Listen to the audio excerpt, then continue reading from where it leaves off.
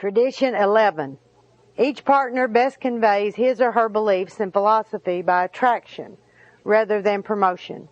Anonymity is a valuable asset to the marriage or relationship. Accepting others as they are and trying to live the best we can, one day at a time, is applying the silver and golden rules all at the same time. I try to live my program instead of trying to teach or preach it. You know, I know from a little kid on that what people do makes a bigger impression than what they say. You know, people can tell you don't smoke, but when you're sitting there smoking in front of your kids the whole darn time, it doesn't have much effect, you know. They can tell you don't do this, but when you see them do that, it takes away. So what you do is more important than what you say. So I try to put my program into action, not just talking the talk, but walking the walk. Now, the first time that I saw this at work was with Jennifer. And Jennifer had been in the program just a short period of time, and we were taking turns back. Remember when they had the gas crisis before? They said there wasn't any gas? That was when they first started increasing the prices on the gas they didn't have, but once they got the price up, they had the gas. Remember that?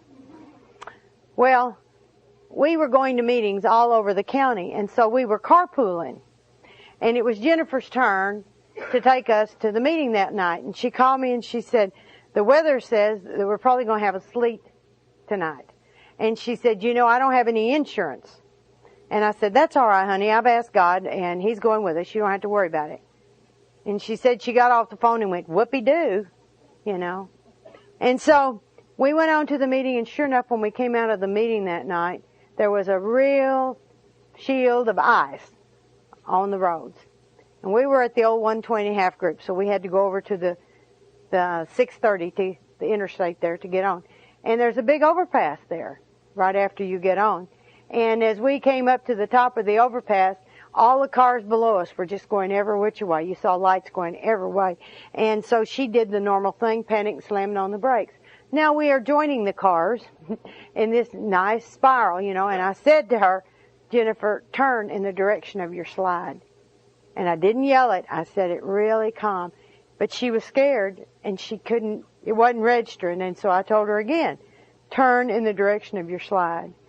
And finally I got the wheel, and I turned just as our wheels were up on the edge of the overpass. And we stopped. And we're there, and we're hearing all this wham, wham, wham, wham all around us. And we look at each other, and I said, are y'all okay? And her little girl in the back seat said, I gotta pee. And the police came in a few minutes. We'd backed down off of the deal. And the police said, who'd you hit or who hit you? And we said, nobody. And the cop said, well, what are y'all doing here? And I said, waiting for traffic to clear, you know, so we can get out. And we're sitting there, and Jennifer began to cry. And she looked at me and she said, I want your God. She said, I want a God that's going to take care of me. When you said God's going to go with us and take care of us, she said, I didn't believe. She said, I want to believe. I want your God. You know, and that was the night she came to believe that God would do all those things and He would take care of her. And that was, you know, and it was, you know, it wasn't anything I planned that night, you know, because I just knew that God was going to go with us. You know, because I believed, then she could believe. People also watch you when you're doing rotten things, you know. It's like my sister one day, we're driving along in the car and a guy swerved in front of us and Dorothy went, and I said, what is that? She said, well, isn't that what you do?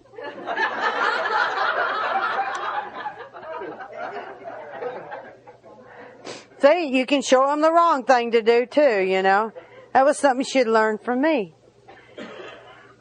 Another thing that I found is praying with those I sponsor. I think that's real important.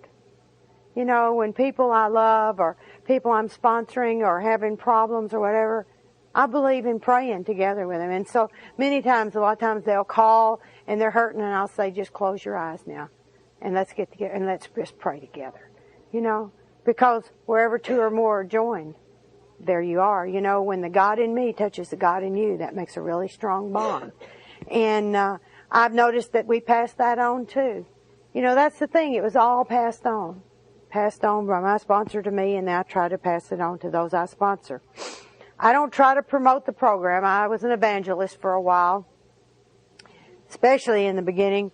You know, I held in my office one day at a time meetings in the mornings. I'd have everybody gather up there in our little coffee room, and I would read to them out of the ODAT and explain to them what they should do each morning, you know, as far as prayer and meditation. And I had it really nice there for a while until I mentioned my sponsor I was doing this. And then that stopped all that, you know. Everybody got off the hook there. I went around with the 20 questions, the pamphlet from AA, and everyone that I thought needed it in the company, I put one on their desk. Really endeared myself to a lot of people. One was my immediate supervisor, the vice president, and at that time, and he said, "What the hell do you mean by this?" I said, "Well, God knows, Earl, you come back drunk every day from lunch, and you have to hide you out over here in the office." Maybe it wasn't the most tactful thing to say. And then we had the company attorney. You know, if you didn't get a decision before 11, kiss it goodbye. You know, because Bill was never in any great shape when he came back from lunch. You know, he was in there farting and sleep with his feet on the desk. I mean, we knew he had a problem, you know, and I was thrilled. It was 3, 4, 5, 6 years later, I saw him finally make it through the doors of Alcoholics Anonymous, and he's been here ever since. I can't tell you how thrilled I was to see that man finally make it.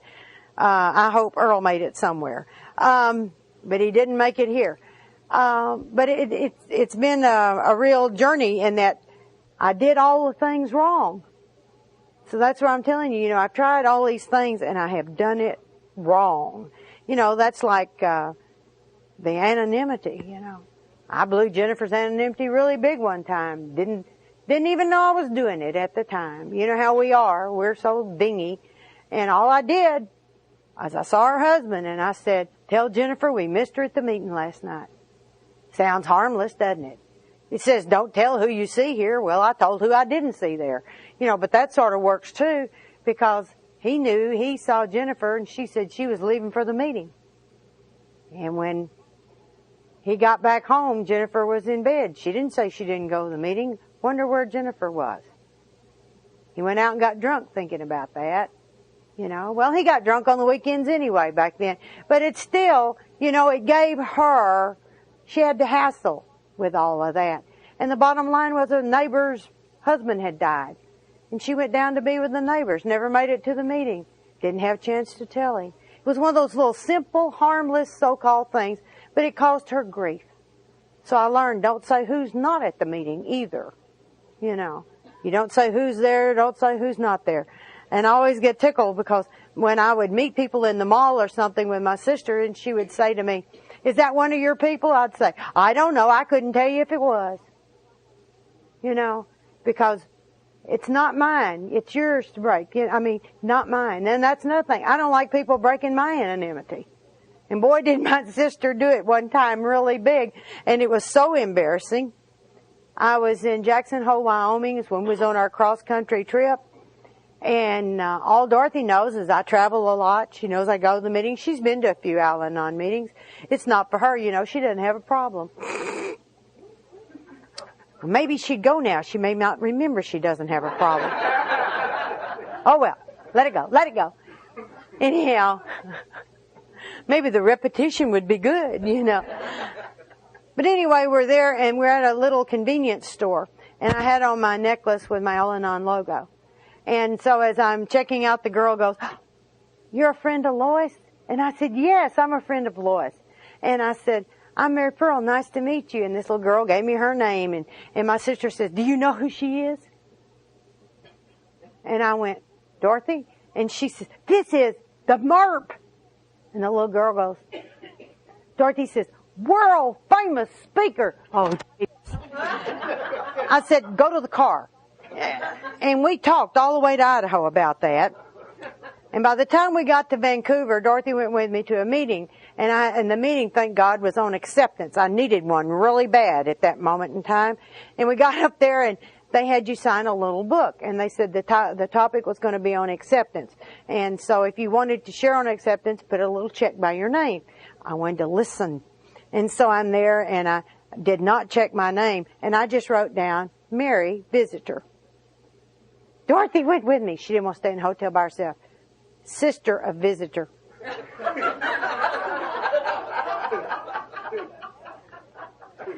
After everyone who had a check by their name had shared, the chairperson said, I'm going to ask some of the people here who don't have, because we have some more time. And so she said, Mary, would you share? I said, I'm just here to listen tonight. And about that time, somebody turned around and said, are you Mary Pearl? And I said, yes. And she said, I knew your voice. I've got your tapes. And Dorothy said, see there, I told you so. But finally, I had to get through to her that that's not what it's about. We're a fellowship of equals. No one in this program is better than another person. Some of us have different jobs to do in the fellowship, but we're all equally important. No one is better than or anything else. No one's lesser than. We're all equals in this fellowship. And that's really hard for people who don't come to the fellowship to understand that. They want to know, are you the president of Al-Anon, or are you the this or that? And it's like, oh, no, thank you. It's a thing where nobody runs it and everybody tries.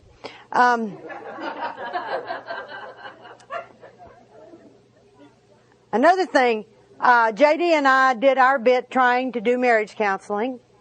He sponsored the guy and I sponsored the girl. And with our help in one short year, they were able to divorce. So we haven't done that anymore, Okay, I can't fix anyone but myself. And I need God's help all the time. All the time. And the people who are closest to us, they lack, we have a lack of objectivity where they're concerned. That's one of the things I think that's the reason that we can't help people in our family. Other people have to help our family. We don't have credibility with people that we have damaged relationships with. They don't trust us. It's like when I came in the program, I did not trust what JD said to be valid. He would say things and I'd think, liar. And I'd hear an AA person say the very same thing and I'd believe them. So that helped me to understand him and to get past that. Now, you have to be able to do something for good and do it for free. And if you don't get found out, it's really good. It's really good. And some of the things that I try to do is by having a positive attitude or a smile. I love to smile at people getting on the plane. I just love, because normally people getting on the plane are just, we're running late, it's crowded in here, I can't find a place where I carry on. I like to smile at people. Just, if for nothing else, it drives them nuts, I like to allow people the right to screw up in traffic without having to tell them about it. I like to be generous. I try to stay out of your business. I try to not to complain all the time when things aren't the way I want them. I do complain sometimes, but not all the time. One of the neatest ones is when you can keep your mouth shut when somebody else makes a mistake. Give them the right to make that mistake. I like to send cards anonymously, or little notes anonymously to people. And one of the things that I can do is I pray for others a lot. A lot. I pray, if I'm in the car driving along, God and I talk, and I pray for people. JD and I, we pray for people when we sit down together to eat in the morning and at night. We pray for the people that we love. Or other people that we don't even know. We have a little internet prayer chain that's sort of worldwide, and people send prayer requests, and we pray for those people. And it's really neat. Not repeating gossip. Better yet, not listening to it, if you can go that far. Sometimes, if you know certain people are really prone to do that, and if you don't want to be a part of that, you can walk off. You don't have to stand there and listen to it, because when you listen to it, it's really hard to let it stop there. It really is. It's like that. I know something that you don't know. Don't you hate to be the last to find out something? Isn't that funny? Why? At least you found it out, but I hate to be the very last to know. It's like there's one-upmanship in it, It's like you're dumb if you're the last to know, that kind of a thing. And I like to live with a light touch. And I tease people I love. I tease people I love a lot. They always tell them at the group, if she's on you, she likes you, Because I do. I like to play with people. And I've got the perfect playmate over here. JD is so good at playing. And he's dry about it. And he's sneaky and he's very creative. I'm pretty up front with it. But I came home from one of my trips not too long ago, and I'm sitting there, and JD says, well, I think I'll go on to bed. And I said, well, good night. I'm really tired. I think I'm just going to chill out here for a while. And I'm sitting there, and all of a sudden this light hits my face. And I look, and JD's standing there in his underwear with a lantern on top of his head. And he's got his arms stretched out. And he says, I'm an angel sent by God. I'm here to tell you that God loves you very much. And so do I. But you may call me Monica.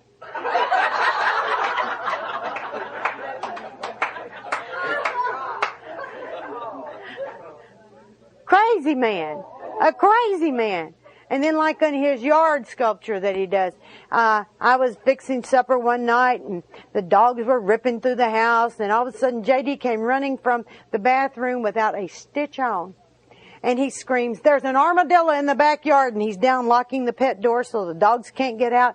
And I'm going, oh my God, how did an armadillo get in our backyard? Our yard is fenced. How could that happen? I look out, well, I don't have on my glasses. I look out, and by God, there is an armadillo in my backyard. And I said, don't go out there like that. And he said, I won't. I said, I'll get a broom or something and go scare that. I can't believe there's an armadillo in my backyard. And so I go tearing out there, and as I get close to the armadillo, I realize the armadillo's eyes are crossed. And there's a little hole there with a little scratch marks and everything, and it's a yard sculpture of an armadillo. He has set me up again. One year I looked out and it was snowing. It was so gorgeous. And JD says, honey, do you realize your tulips are blooming in the snow? I said, well, they are. They are. My God, I didn't even plant tulips there, JD. These little plastic tulips are stuck out there, and he can grow anything. And he gets a sweet potato, puts it in a little glass of water, and has this magnificent vine. I get a sweet potato, put it in this water, and I have a rotted sweet potato. It's like, what happened? And so I'm trying, every year he would try and I would, and his would be flourishing and mine would be rotting as usual. And he said, honey, you've got leaves on your sweet potato. Really? I mean, I didn't notice I had leaves on my sweet potato. And I ran in there to the kitchen window and I looked and I said, my God, I do have philodendron leaves on my sweet potato.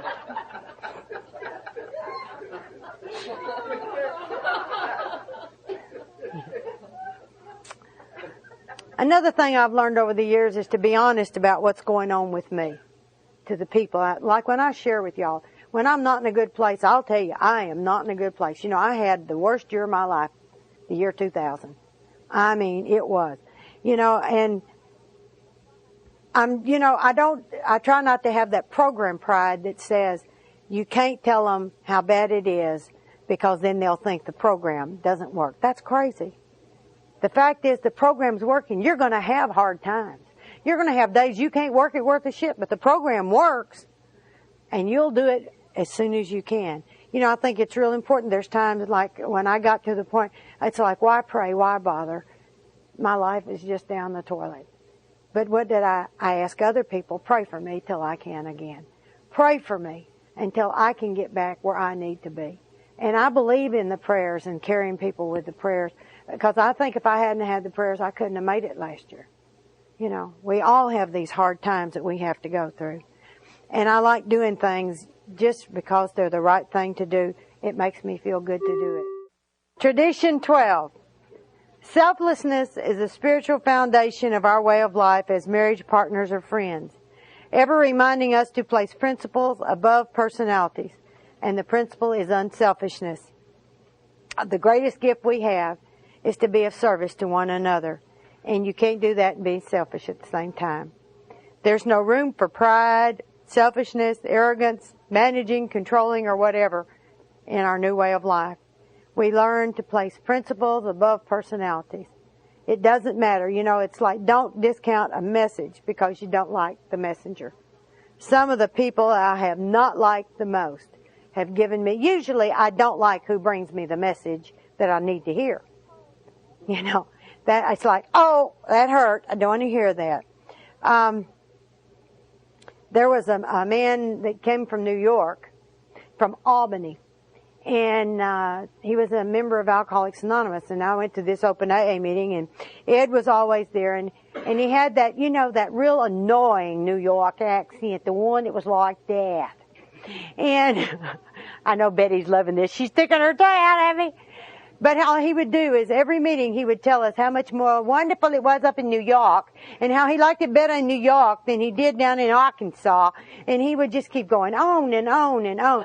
And finally one night I said, you really like it so much better up there? And he said, yes. I said, well, what the hell you go back? You know, it's just like I had it with him, you know. Very next meeting, he says, God never puts on you more than you can stand, but you will. I needed to hear that. I didn't want to hear it from Ed, you know, of all people in the world. And so I thought about that, and then I went to Ed, and I made an amends to Ed. I said, you know, I wasn't being very kind, loving. I wasn't being tolerant.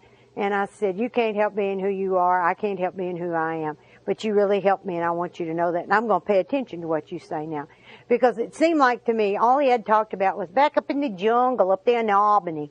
And it seemed like, I mean, that's what he would say all the time. But then, if you get past that, he had some good stuff to share. And that's the thing. Everybody has good things to share. And Ed and I became friends. And I'm really glad. You know, Ed died of alcoholism. He had to go back out there, and he never made it. But Ed helped me. So, see, that's the thing you have to remember. Don't discount the message just because you didn't care for the messenger. We had a gentleman in our group named Larry. Larry just got on my very last nerve. I mean, to tell you, he had a thing against the Catholic Church. Now, when I got here, I was anti-religion, but I was not as berserk. I didn't voice it like Larry did. And in every meeting, he would tell you how he hated his wife's priest. I'm thinking, you know, he probably don't care for you either, Larry. But he was I just couldn't, there was something about Larry. So I'm walking in the mornings, and I'm saying, God, I know there must be something in Larry that is like me, for me not to like him that much. Because, you know, they always say you hate your defects worse. What is it about Larry that we have in common? Because I sure don't want to be like that. What is it? And as I'm walking along that morning, I go, oh my God, not that. Larry is an opinionated asshole.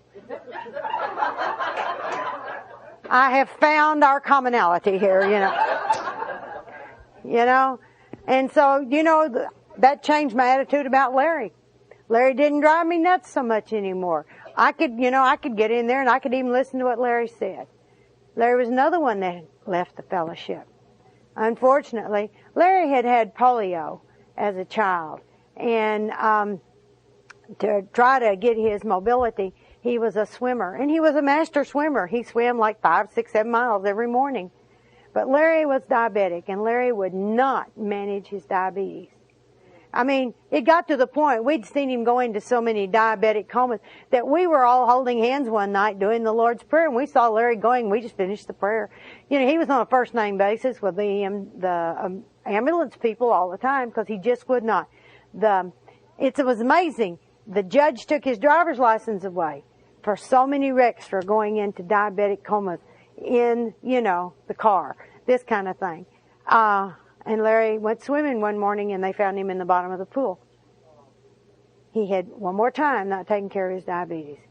But you know, that was really sad because we like Larry, you know, and we missed Larry. But you know, people, this disease, you know, that's a denial. Whatever illness that you have, if you're in denial about it, it's going to be pretty bad for you. And he did not accept his diabetes well. And he had had it since he was a child. It was amazing. Humility means you're teachable. You know where your place is. You don't know everything. You know, Alma was a lady in our group I love very much, and she says, knowing your place before God, and you got to be teachable. If you're going to be humble, you got to be teachable. And that's true. Now, one of the ways that you can convey your message here in your selflessness is through sponsorship. I found it's been one of the neatest things. You know, I don't know what I have brought to the people I sponsor, but I do know what they have brought to my life. My life is so much richer. I remember a few years back, probably about 6 or so years back, I was beginning to feel a little stale, a little, you know how you get. Maybe a tad complacent, that kind of thing. And this gentleman in Toronto asked me if I would sponsor him, and I said, well, you're in Toronto, and you've been around your whole life. I mean, he started Nella Team when he was like 12 years old, and he's almost 40 at the time. And I said, are you sure? He said, yeah. And then we got to talking, and he'd never really worked the steps. And I'm thinking, what were you doing all those years? And he says, I was around the program. Well, there's a difference between being in the program and around the program. And he says, and I will do anything you ask me to do. Oh, who could refuse that? You know, I mean, really, you know. But his willingness and his enthusiasm brought a new joy into my life, you know. Being able to see him grow and change, and the kind of things that he was able to do by working the steps in his life revitalized my life and my program, you know. It's amazing how that works. That's the reason we have to keep passing it on, because you keep getting it back when you're doing that, you know. And I've had more fun with my children of the Spirit. You know, I used to sit around and worry about, you know, when I die, I don't have anybody to leave anything to. You know, there's nobody there because I'm the last of our family. And I thought, wait a minute. I did my will. We did it again. We just updated our wills before we came on the ship. God forbid something should happen as to what would happen with my sister. But it was like I had under the special bequeath, pages, you know, of my children of the Spirit, you know, of the things, you know. And I said, that is really neat to me. I have great, great memories. Jennifer and I have what we call runaway days. We just run away. We get in the car, we don't tell anybody where we're going, and we're gone for a day. And we spend special time. We have a lot of special memories there. I have this dingy little girl up in Ontario named Bonnie, and I had great fun. Bonnie has a swimming pool. She lives out in the country. And so she says to me, let's go skinny dipping. Says there's nobody here except us. And I'm going, out in the open air? And I said, what if a plane flying over, you know. And of course, like I say, I was much heavier then too, you know, when you're a lot more self-conscious about your body. And now I just have this thing with skin, you know. It's great fun, you know. You decide what to do with it. If you want to know how you get up in the morning, you know, if you roll socks, well, see, you can put on your bra. You just pick it up, roll it up, and stick it in. And I was out there, and so we went skinny dipping, and I found skin I didn't know I had. You know, did you know boobs float? Ha ha! The last time I'd skinny dipped, I didn't have any. You know, it's been since I was a kid. And I'm going, Bunny, look, my boobies float. You know, it's like having a Mae West stone around your neck. You know, they're right up here. But nowadays, you know, if I want, the people say, show your tits, I have to go, okay. You know. It's totally different. I had a day at a spa in Las Colinas down in Dallas-Fort Worth area at the Four Seasons, and it's a really posh place with one of the girls I sponsored. And that was a real traumatic experience. Because when you're a very large person to go to there, you know, you go in and the first thing they do is they strip you off nude and put you in this little terry cloth robe, and they send you to the holding tank. And there's where a bunch of the women are all waiting for the different procedures, and they have a big hot tub that's about the size of a swimming pool, and they have a cold tub. And these women are just taking off their little robes and walking around and in and out of the water. And some of them are very, very nice figures, and there's some that shouldn't be doing that. And there's like me who shouldn't be there at all. And I am hiding in a book. It's like it was more skin than I ever wanted to see in my entire life. And then they call your name and they say, we'll take you for your massage. And so I go down for I think it was an hour and a half massage. And I go down there and they say, Tim will do your, Tim! I go to hot springs. Women do women. Men do men. Men do not do women. Young, good-looking, handsome young boys do not do fat women. Oh no. Tim is in his little short shorts, and he says, I'm a graduate from Texas Tech, and he's giving me all his credentials, and I'm going, young enough to be my son, and he's going to get to do Moby Dick. Oh, I can't believe this. I can't believe this. And I'm going, he said, have you never had a massage? I said, yes, but not by a man. And he said, well, it will be all right. And he's trying to be very, very professional, but my brain is just, you know how our mind is? I am having more than a committee meeting. I am having a frenzy up here, I get there, and you're laying down, you got your face in there. I'm praying for everybody I know. Keep your mind off of this. Keep your mind off of it. Keep your mind off of it. I'm laying there, and then all of a sudden, it's beginning to feel pretty good, I'm going, oh, and it's one of those therapeutic where they really get into it things, and then he just gets, and he's getting down lower on my back. And I don't know why things come into your mind. You know how these old things go. And it just says, whatever you do, don't fart.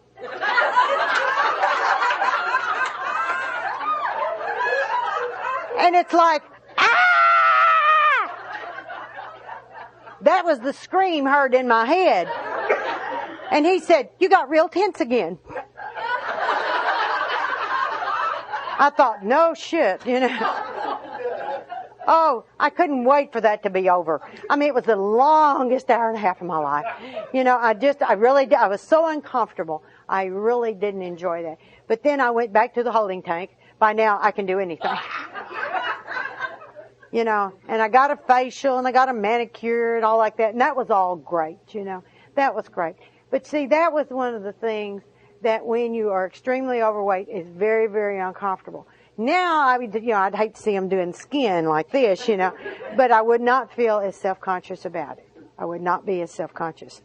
One time, one of the other girls that I sponsored, we were going to a conference in Missouri, and on the way, we were passing through the little towns in North Arkansas, and one of the ladies in our group's mother had passed away.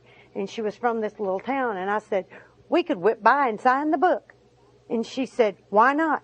So we zipped off. Now we have to find the funeral home. Well, in a little teeny town, North Arkansas, there's only one, We go in, but they have 3 people. Which one is Hazel's mother?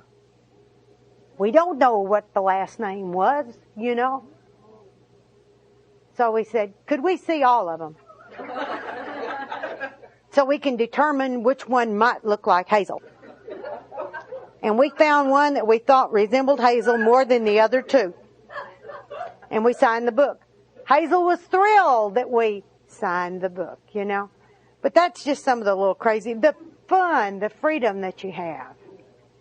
The freedom that you have, Giving and caring, There's nothing like doing a 5th step with someone where they honor you and trust you enough to tell you about all of the secrets of their life. The good, the bad, the ugly. That's such a neat thing, Listening to one another. And then there's gratitude, which is honesty in action. Looking at my life honestly, concentrating on my blessings instead of the negatives. Taking God with me and trying to keep that conscious contact. Applying the steps and principles in my life. I started in my group and then with my friends. And unfortunately, the last place I was able to carry those principles was to my home. And that's because there was so much damage there. It was easier over here, but it helped me to get it over there. And when I could finally bring those principles into my home and work them there, that's when our relationship really began to change. I made a lot of progress over the years, but unfortunately, I'm still a work in progress. I'm not healed yet. My mother's family, like I say, they were all alcoholic, and they did some really fun things to each other.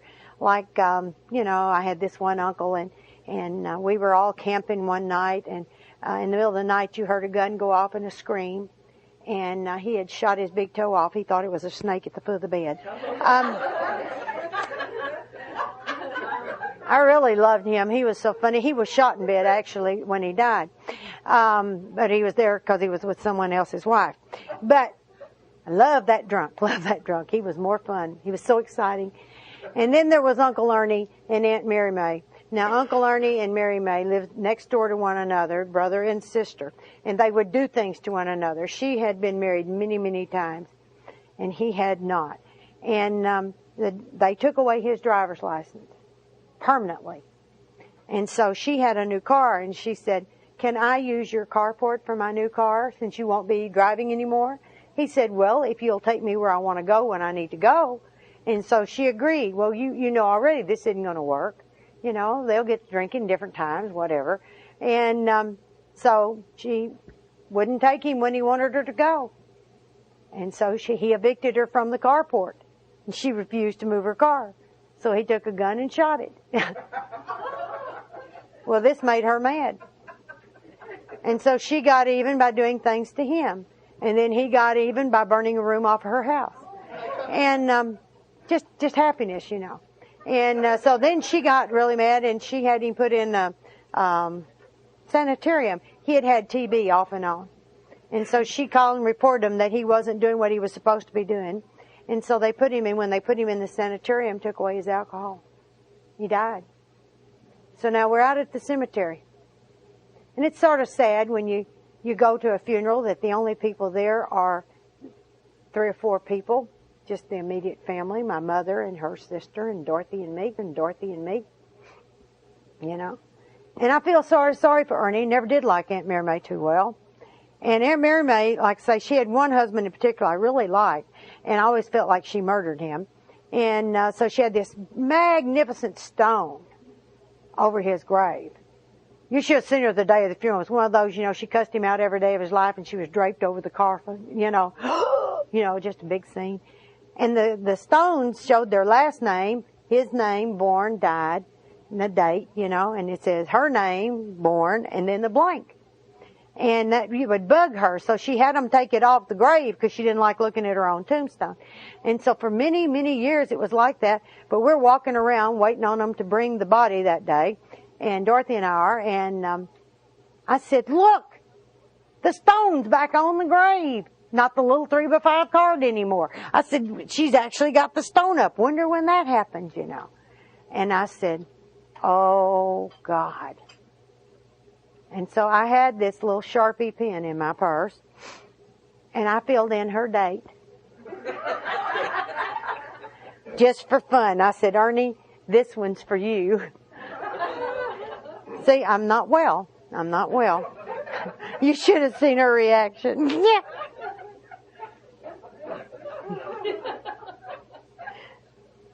The slogans are great. You notice the live and let live. If you don't live your life, you won't allow anybody else to live theirs. People who are at war with themselves can't be at peace with anybody else. If you can't live your life, then that's your deal, but you won't be able. And one day at a time is so important. I've never realized exactly how important till this last year, because sometimes 1 hour at a time was a big deal. You just do what you can do, And pain seems to be a touchstone to growth. I don't know why that is. It makes me willing to change. I always feel like, we always bitch about letting go. I can't let go. Well, if you ever water ski, you better learn to let go. Because the first thing you do when you fall, if you don't let go, you'll drink the lake. Been there, done that. You do my little porpoise imitation, out there snitting along in the water, drinking the lake. It's resistance to the change that causes the pain. And fear is very painful. It will cause that resistance. When you don't trust in the process, and when you don't trust God, You know, and it's so silly, you know. You think you trust God, but you're afraid what God's going to do. And if you've got to realize that what God's going to do is better than anything you would possibly know. But it takes a while. We're just human beings, just human beings. You know, in the big book it talks about trudge the road of happy destiny. What does trudge sound like to you? It sounded like to me for years that you had your feet in mud and every time you took a step it went, you know. But that's not what it meant. I had this old dictionary I looked up. Trudge meant moving forward with a purpose. Moving forward with a purpose is trudge. And it's funny how the words change over the years, the meanings. And I don't have to be alone in my walk anymore. I've got all of y'all. I've got people all over this world. You know, there's a girl over in Africa that I talk to on a daily basis pretty much through the internet, you know. We are a worldwide fellowship. And we have one in India, and we have one in the Canary Islands, and what have you. And I can reach out and touch people. Say hi to Joyce or whatever. You know, it doesn't matter. You know, we're all in the same kind of thing. When you practice spiritual principles, we become of maximum service to God. Spiritual principles. And then you can enjoy life as you've never enjoyed it before. So it's just super neat. You know, I've met people from all over the world, literally all over the world. And what I've learned is we are so alike. We may speak with different accents. We may be of different colors, but we are all alike. And it goes back to what my sponsor told me in the very beginning. In here we are hearts that hurt. And a heart that hurts has no boundaries. Absolutely no boundaries. I love to relax and I love to have fun. And here a few weeks ago I was visiting Bonnie back up in Canada, and it was Mother's Day weekend. And when I got off the plane, I had on some pedal pushers. I had been to a conference in another part of Michigan and flew into Detroit. And she said, let's go have lunch. And when we pulled into this little restaurant, she said, get your suitcase out and put on a dress. And I said, what? She said, dress up. I said, what are you talking about? She said, dress up. So I went in the bathroom. That's a really close place to change clothes, is in a bathroom in a Bob Evans. But anyway, I changed my clothes. I came out, we had lunch, and we drove, and she said, Happy Mother's Day. And we went to see Phantom of the Opera. She had gotten tickets because she knows that's my favorite. And we went to see the Phantom there in Detroit, you know. Just off the plane to lunch and see the Phantom. You know, I thought, isn't that neat? Isn't that neat? Am I not blessed? Am I not blessed? I have had some of the neatest things in my life. I have had wonderful program vacations. Sandy and Willie and JD and I have had many, many wonderful vacations. And it's amazing sometimes the things that we do. We were up in Yosemite, and we had a brain fart, you know. I fixed this wonderful meal of steaks and tossed salad and baked potatoes, and we're right by this wonderful babbling stream. The stream, you know, we were in the little Winnebago out there, and there was a little snow around the base of some of the trees. It was just so nice. I even made this wonderful homemade from scratch cherry pie, you know. And we all got out to eat there on the picnic table, and fortunately, we didn't take the pie with us, but we put everything else. And then we immediately all sat down on the same side of the picnic table, slingshot our food, you know, over at the creek, you know. Laugh. We laughed. That was so much fun. You know, the thing is, life keeps happening. Life keeps happening. And some of the hardest things is to watch people you love go through those hard times. But they have to do what they have to do. You know, I was in Indiana, and Oma, like I say, was one of my grandbabies in sponsorship. Oma was in her 60s. She had had 2 open heart surgeries over the years and had tremendous allergies, could have very few foods that she could eat, but she was an upbeat lady. You didn't hear her complain. You didn't hear her bitch. You know, she just went ahead and did what she could to the best of her ability. And we were always laughing about people getting monogrammed things because you never see anything with MERP. She said, you never see anything with Oma either. Well, here it was. I was at my wedding anniversary, and J.D. was at home, and I was in Indiana doing a conference. And we went out to lunch that day to a German restaurant. And there was a plaque that said, Oma is the greatest. And I thought, my God, Oma's birthday's next Tuesday. Is this fabulous or what? And I went running back to the hotel, and I called J.D., and I said, J.D., you're not going to believe this. I have found a plaque that's got Oma on it. And he said, have you spoke yet? And I said, no. He said, well, call me back. I said, what do you mean call you back? Because that's not normal. And he said, well, I need to tell you something. And I said, what do you need to tell me? And he said, they found Oma dead this morning. But, you know, the thing about it is, it was sort of like Oma was saying goodbye. You know, it was sort of like Oma was saying goodbye. I've had to let people I love go. Father Hillary was another, you know, a really good friend, and I had to say goodbye there. And then I had to watch Jennifer go through the hardest period of her life. We thought we'd gone through hard times because, like I say, we've known each other our whole lives. When she lost her mother, we thought that was the hardest. But we saw her marriage of over 30 years deteriorate. And that was very, very difficult. And to watch her suffer would damn near kill me. You know, it was really hard for me to be objective about him and not want to kill him when I would see how she was hurting. But, you know, I had to realize that he was very, very sick. But there's been some good things, too. And going through my mother's stuff, I found something that meant a whole lot to me. My mother had always told me how much my brother Bobby loved me. And I only remember seeing Bobby twice because I was so young when he got married and he was in the military and went away. And then I remember seeing him when he was on the troop train going to the West Coast to go to Korea. That's the only two things I remember. But I found all these pictures where he's holding me, and he and Dorothy and me, I look like I'm their kid, you know. And the family portrait looks like Mom and Daddy are the grandparents, and Bobby and Dorothy are my mother. It's amazing. I found all these pictures and going through Mother. But my brother wrote to Mama the night before he was killed.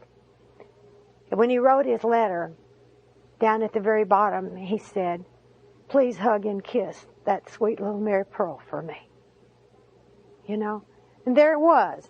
And see, my mother, who I thought that pack rat all those years, that meant, because see, her telling me Bobby loved me, it's like my brother reached out and told me he loved me by having it in his own handwriting.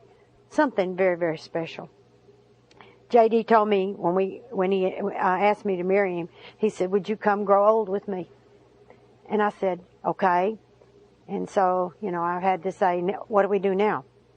We're here. What do we do here, you know? You know, but we are growing older together, and there's a really sweetness to that.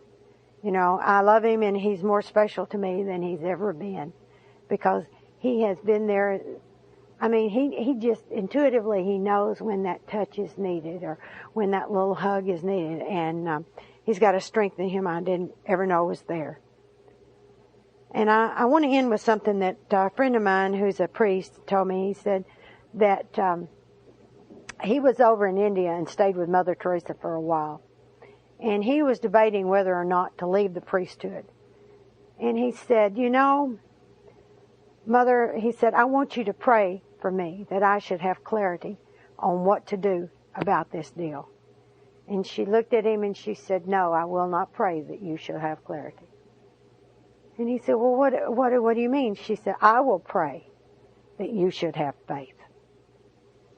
When you have faith and you trust God, you don't need to know. God will tell you. And you know, that to me is one of the best spiritual principles that I think I can leave you with, is when you need to know, talk to God, trust God, and God will tell you. And that'll help your relationship as much as anything in this world. And I thank y'all so much for coming on this cruise and enjoying this wonderful week with us. Bye.